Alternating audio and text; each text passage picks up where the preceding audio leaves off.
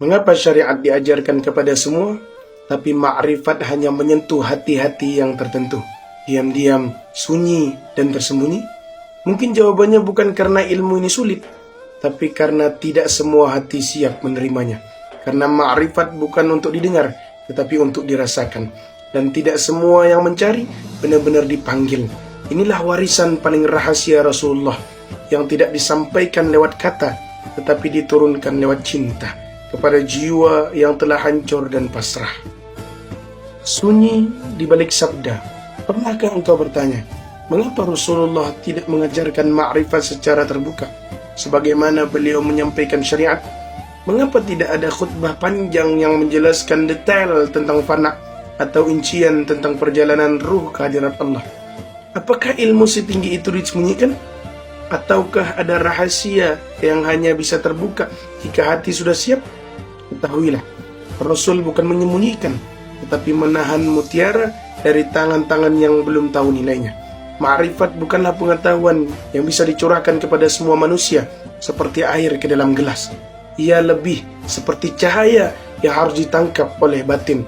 Bila hati masih tertutup oleh dunia, maka meskipun dia mendengarkan kalimat-kalimat tertinggi, ia akan menganggapnya dongeng belaka. Maka Nabi pun menahan, bukan karena pelit, tetapi karena sayang. Karena bila mana mutiara disodorkan kepada yang belum siap, maka bukan hanya ditolak, tetapi akan dihina. Para sahabat Nabi pun tidak semua menerima ilmu ma'rifat secara langsung. Hanya beberapa ruh terpilih yang diberi jalan ke dalam rasa terdalam, seperti Abu Bakar, Ali, Salman Al-Farisi, dan Bilal.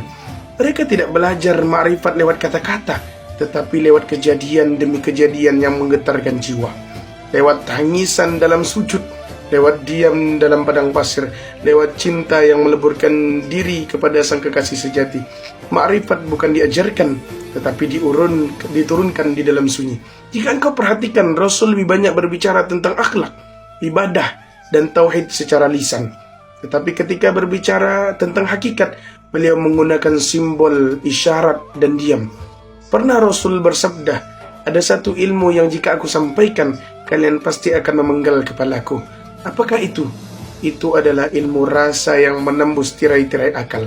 Ilmu yang hanya bisa dimengerti oleh hati yang telah fana, yang tidak lagi memiliki kepentingan apapun selain Allah.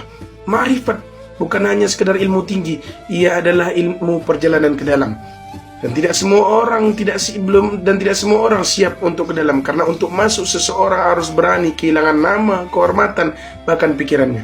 Maka jika ada yang ingin tahu tentang ma'rifat tapi masih terikat oleh kebanggaan terhadap ilmu, maka yang ia cari bukan ma'rifat, tetapi sekadar kebanggaan baru.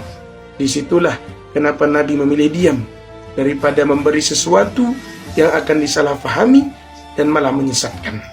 Ilmu ini bukan untuk semua telinga, karena telinga hanya mendengar suara, tetapi ma'rifat berbicara di dalam getar, dan getar itu hanya bisa dirasakan oleh hati yang telah dikosongkan dari dunia. Maka tak perlu heran jika Nabi memeluk beberapa sahabatnya yang lama terlalu diam, atau menatapnya dengan pandangan yang dalam dan hening. Disitulah ilmu diturunkan, dalam hening, dalam rasa. Bukan lewat ceramah panjang, tetapi lewat detakan ruh yang bersatu. Sampai hari ini ilmu itu masih berjalan, tapi bukan lewat seminar atau buku-buku tebal. Dia berjalan lewat para kekasih yang menyembunyikan diri di balik kerendahan. Mereka tidak mengaku tahu, tapi rasa mereka telah tembus kehadiratnya. Mereka tak banyak bicara, tapi kehadiran mereka membuat jiwa orang lain gemetar. Itulah warisan Nabi yang paling dalam. Bukan hanya syariat yang lahir, tapi ma'rifat dipilih yang bisa merasakannya.